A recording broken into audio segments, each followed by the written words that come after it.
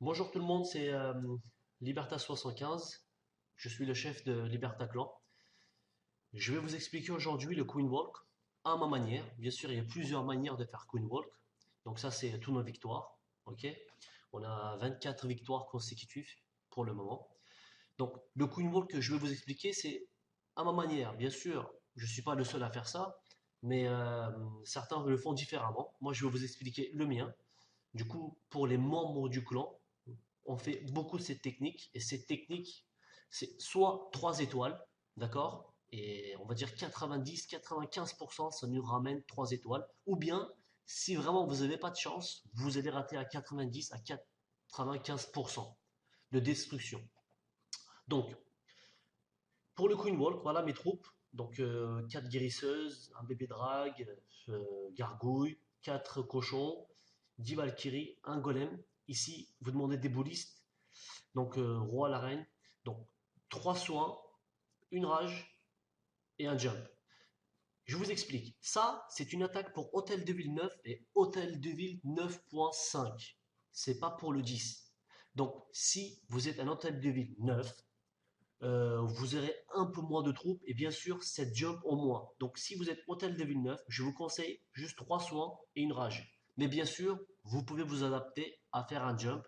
À vous de vous adapter au village. Il faut toujours s'adapter de toute façon. Donc euh, les hôtels de Villeneuve, vous aurez, je pense, quelques sorciers au moins ou des bombes, des sapeurs au moins. Donc moi je suis hôtel de ville 9.5, du coup j'ai des potions en plus. Mais ces tutoriels est destiné à 9 et à 9.5, pas au 10. Ok, c'est parti. Donc la première règle, c'est d'être loin des Arc-X. D'accord? Il ne faut pas que la reine rentre dans le rayon du Arc-X. Et aussi les propulseurs d'air. Il ne faut jamais attaquer face aux propulseurs d'air. Donc il faut aussi calculer le rayon du CDC. Donc je dois savoir où s'arrête le rayon du CDC et où je vais lancer les cochons. Très important. Et il faut toujours attaquer loin des Arc-X. On s'en fout où ils sont les Arc-X. Ne vous préoccupez pas. Attaquez là où il y a moins de défense. Moi, j'ai choisi ce côté-là parce que je voulais détruire une défense. Voilà, j'aurais pu attaquer de ce côté-là aussi. Je lâche ma reine et j'attends.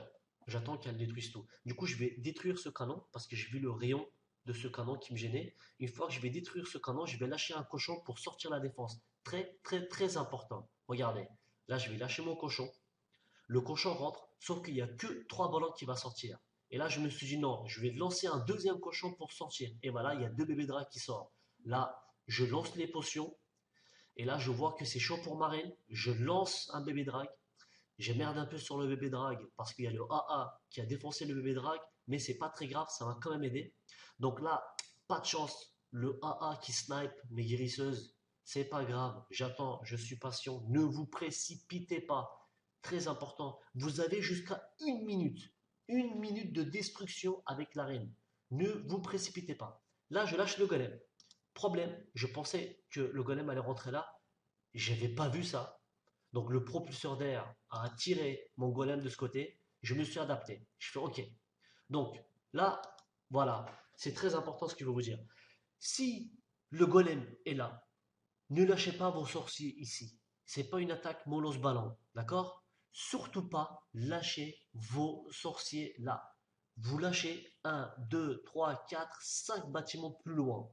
Pourquoi? Parce que quand je vais lâcher mes Valkyries ici, ils vont se rejoindre vers le golem, la reine qui va arriver là, les boulistes, le roi, tout le monde va rentrer de ce côté-là. Du coup, ne lâchez jamais vos sorciers là. Lâchez les sorciers là et vous allez voir. Regardez, une fois que tout est détruit ici, d'accord? Je lâche mes bombes et là, je lâche les Valkyries. Ok, ma reine elle arrive, elle avance et je lâche les boulistes, le roi, le jump, la rage. Je mets tout de suite potion de soin, j'attends pas. Il faut lâcher les potions dès le début sur cette composition parce qu'une fois que tout rentre dedans, ça détruit et on va essayer de garder le maximum de troupes possible, d'accord? On va pas essayer de garder les potions pour plus tard, à part si voilà, j'en avais besoin, il fallait que je le lance parce que tour de sorcier fait très mal. Là, vous avez vu, j'ai lancé 2 cochons ici. J'aurais pas dû les lancer tout de suite. J'aurais pu les lancer après. Je me suis précipité. Mais quand même, ça a tué 2 défenses. Bon, il y a la reine aussi. Mais vous pouvez garder les cochons vraiment pour la fin. Parce que les cochons, c'est vraiment pour la fin. Vous gardez les cochons pour la fin pour prendre la défense en traître. Parce que j'aurai pu les lancer là vers la fin. Donc j'ai perdu mes cochons pour rien. Donc le golem qui va rester là, c'est pas très grave. Donc j'ai toujours deux archers. Je les utilise pas les archers au cas où s'il y a un problème. Je utilise un là et vous allez voir que je vais lâcher un ici, le canon qui est là, ok. Donc tout se détruit très bien. Je suis presque dans les temps, d'accord, parce que j'ai perdu un peu de temps au début, mais comme je vous ai dit, prenez votre temps. Vaut mieux faire un 2 étoiles à 90 à 95% que de rater son attaque. Donc, mais je vous dis, si vous faites ça, je vous garantis, c'est un 3 étoiles ou 90% c'est un 3 étoiles. Et si vous ratez, c'est que vous n'avez pas de chance et vous avez fait des dégâts à 90 ou à 95%. Donc, c'est très important. J'espère que ce tutoriel va aider aux membres du clan. Et bien sûr, si d'autres veulent venir dans le clan, ils sont les bienvenus. Ou si vous voulez juste apprendre le Queen Walk, bon, c'est un tutoriel pour tout le monde, quoi. Ok? À plus.